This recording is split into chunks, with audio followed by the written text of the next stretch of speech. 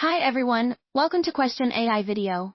A smoker sees his doctor because he had a persistent cough for months and is short of breath after very little exertion.